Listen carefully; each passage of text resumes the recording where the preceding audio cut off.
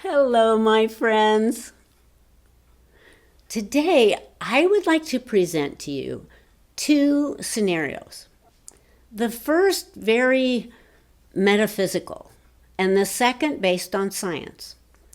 Both addressing the same theme, yet coming from very different angles. After which, you will have the opportunity to decide which scenario, if either, has merit. As we all know, the most common fear of any human is the fear of death. I've made many videos about death and how we can never really die. We just change form or energy.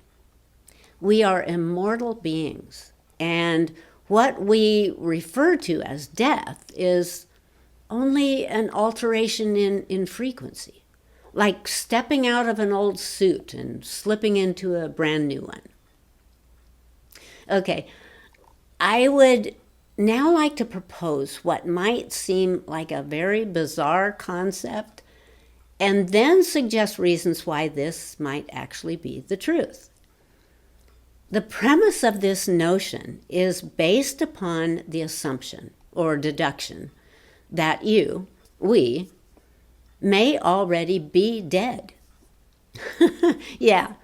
So now I'm going to invite you to consider this as a possibility based on my own and others' conclusions. So, starting with the more metaphysical approach, I initially want to bring up a couple of features that play into the understanding of how this phenomenon came about. The first is timelines.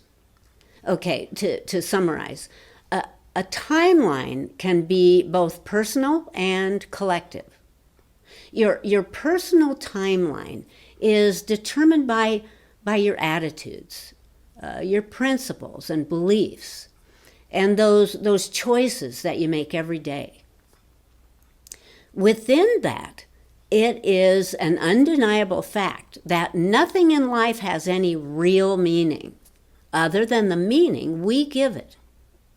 So the same experience for two people can have a complete different meaning to each. You've heard of jumping timelines? This occurs all the time. We are constantly jumping from one timeline to another, usually without even noticing it.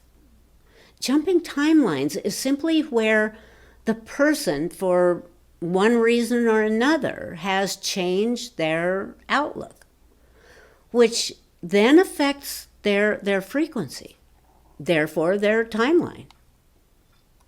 Additionally, there is everyone else's timeline coming together to create a collective global timeline of humanity, a set of shared beliefs, ideas, and moral attitudes which operate as a unifying force within society.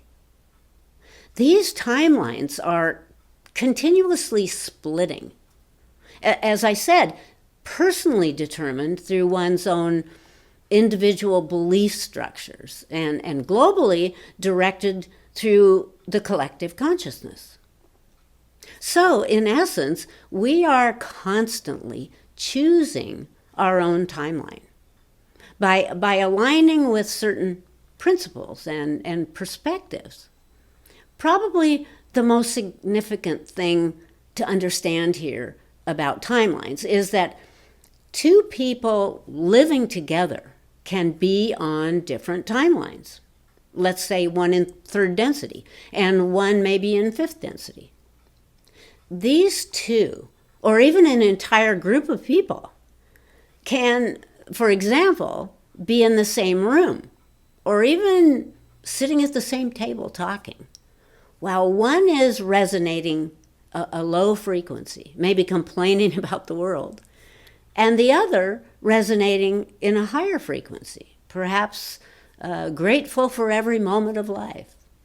These two are on their own divergent timelines, yet within the same collective timeline. The collective timeline consists of all individuals on the planet. like a buffet table filled with all sorts of foods, some alive like raw fruits and vegetables, and some cooked like grains or meat, each resonating its own frequency. The other feature of this concept is what we're all calling the Mandela effect. And you can probably find all sorts of theories and information about this phenomenon on the internet. You know, how it came about and what it means. Well, in a nutshell, it's where a large group of people remember certain details about a fact or event differently than others remember the event. Where, for example, a line in a movie has seemingly altered from what it originally was. Lyrics of a song, a line in a book, or a brand of clothing or food, where the spelling of the name or the logo has suddenly changed, when hundreds, maybe thousands of people remember it a different way. Examples might be like the movie line that I remember being, "Mirror, mirror on the wall, who's the fairest of them all?" And is now supposedly "Magic mirror on the wall." And when you attempt to look it up to validate your memory of it, you find information stating that it has always been that way. Except you and thousands of others know differently. Like Oscar Mayer versus Oscar Mayer. Oh, I'd love to be an Oscar Mayer wiener, not an Oscar Mayer wiener. Oh, well. Or the Ford emblem with the curly Q on the F, where hundreds of Ford owners swear that it was not there before. Or the Monopoly man who used to have a monocle and now doesn't. Or the Fruit of the Loom logo that used to show the fruit spilling out of a cornucopia, and now it doesn't even have one. Or Jiffy peanut butter. Jiffy peanut butter suddenly became Jif. And Jiffy peanut butter supposedly never existed. What? Okay, let's get into this. I'll begin with the first, as I said, more abstract scenario, and then move on into the science. You may have heard many people lately, or maybe even yourself, wondering why is it that something just seems a little bit off in the world? And it's hard to put an explanation to these feelings or even a description. It simply feels to many of us that the world isn't what it used to be. In fact, is in some cases not even making sense anymore. Now, for some, this has been happening for several years, since maybe 2012 or so. For others, more recent, maybe 2 or 3, 5 years or so. So, let me tell you a little story. The Earth we live on is a simulated world, an illusion. And the lives we are living are sort of a game or movie created before we came into life. To make this game more challenging and exciting, this planet that we're on is owned and controlled by a group who have held humanity captive over thousands of years, have manipulated mankind into fear, causing wars and man-made disasters through controlling everything from politics to the weather. This is why, for many of us, nothing seems quite normal. And although hard to put a real cause or even to fully define it, only that something feels off or wrong somehow.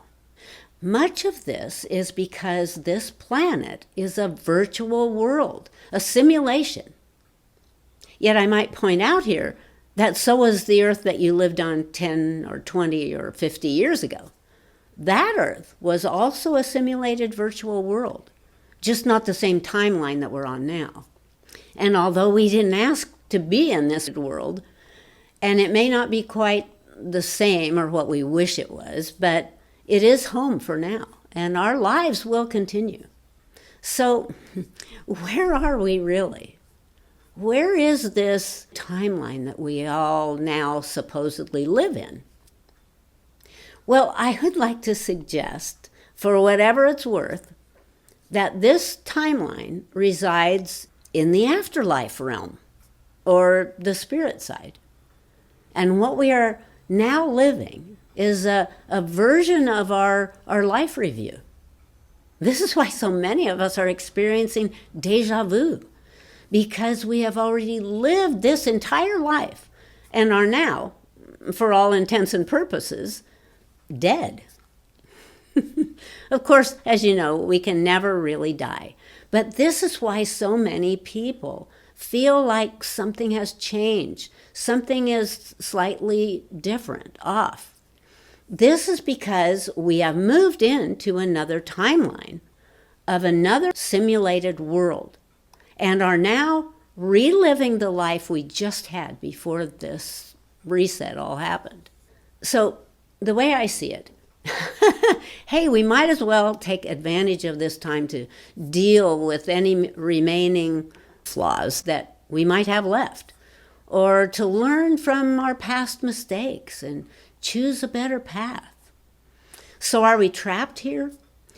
The only thing that can trap you is the belief that you are trapped. It's only your mind that traps you.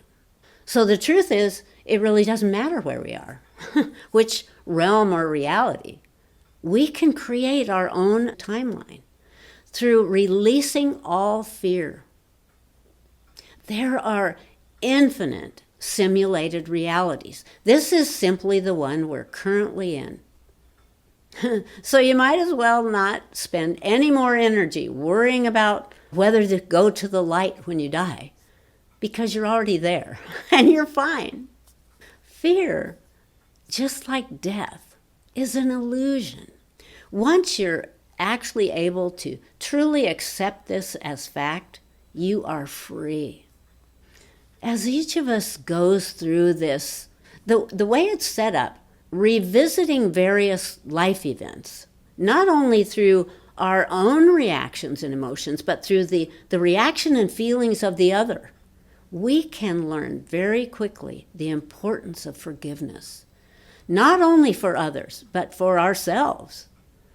And with each revelation, our frequency begins to lift. And at the end of this evaluation process, we move directly into our preset reality. So you wondered what death would be like? Well, wonder no more. Death is an illusion. It's just moving from one reality into another. We died, and we didn't even know it. Yet, frankly, this is pretty much always the case. Like, when a person is dying, to the one looking on, like a family member, it will appear to them as if their loved one is now dead. And this is because the body no longer has life in it. But the one dying never died. Their soul essence, just moved into a higher frequency realm, yet is now invisible to the person looking on. Okay, now let's start bringing the science into all this. The fact that you're already dead and you didn't even know it is explained through the quantum world and a scientific theory that I've previously brought up called the many worlds theory. This is where every decision you make and every possibility that could happen will happen, where the universe actually splits into countless parallel universes. So as each individual is the conscious observer of whatever reality they wake up into, that they see around them, that virtual reality is consolidated into a timeline. And of course, this is how it always works. Your attention or focus generates not only your environment, but the events in your life. This is why a soul never dies, because there are infinite parallel worlds for them to shift directly into, just moving from one timeline into the next.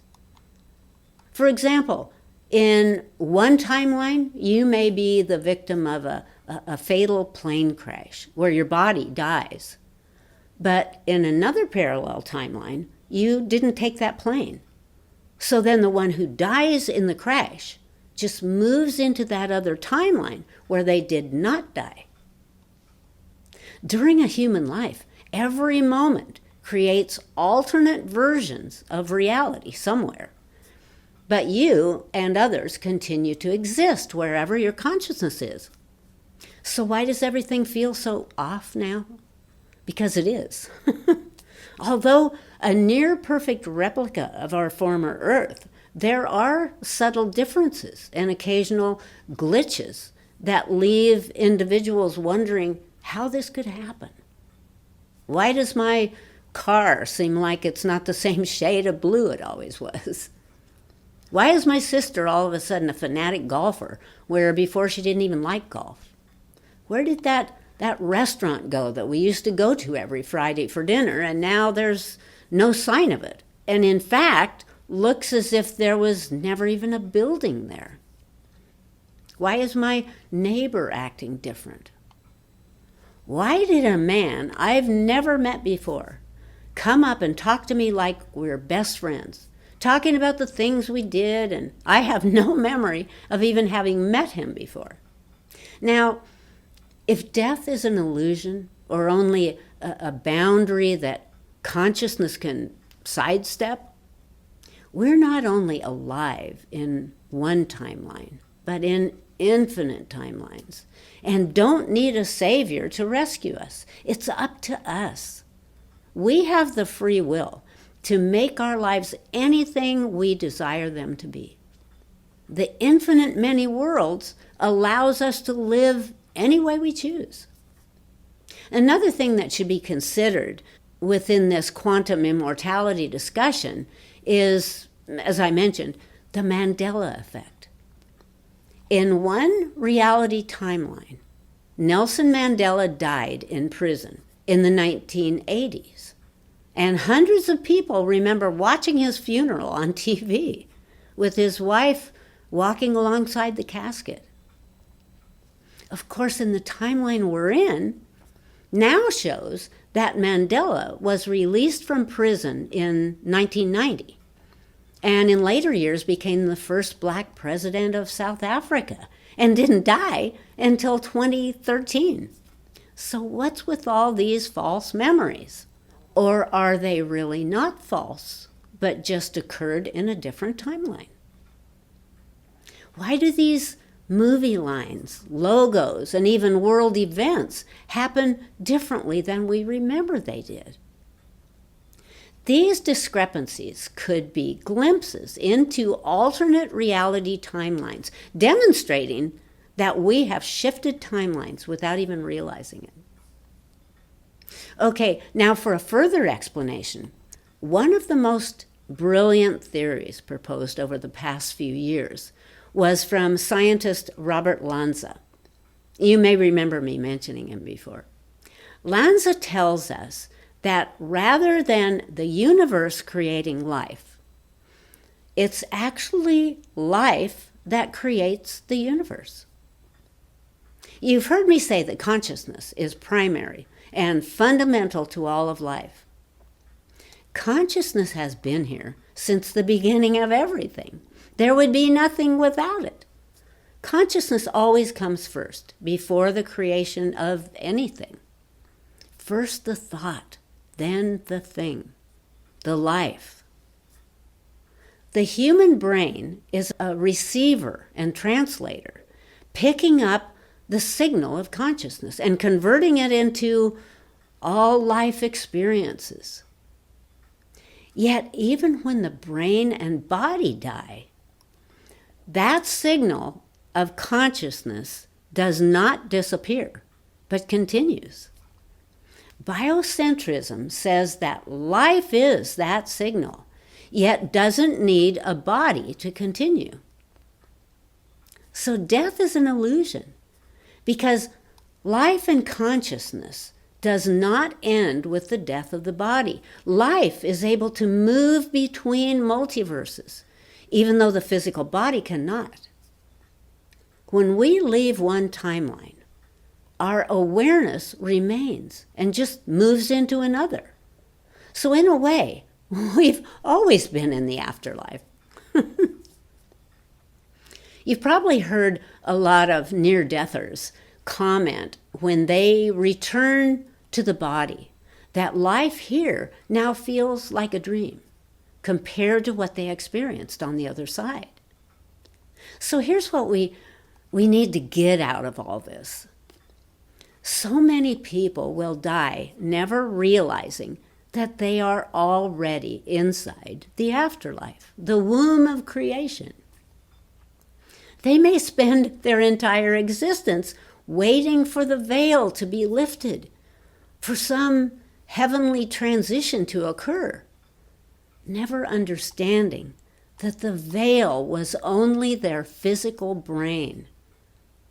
And this hopeful transition has already happened. You don't have to wait for death. It's already here. You don't have to have an NDE to wake up. You just have to start paying attention. Death isn't a door. It's a frequency shift from one reality into another. So the bottom line here is that you don't have to wait for death and the afterlife because there's a really good chance that you're already in it. Life is a mirror of your soul.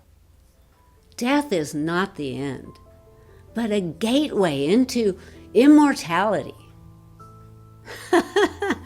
Thanks for hanging out with me, guys. Hope to see you soon. Thanks, everybody. Bye.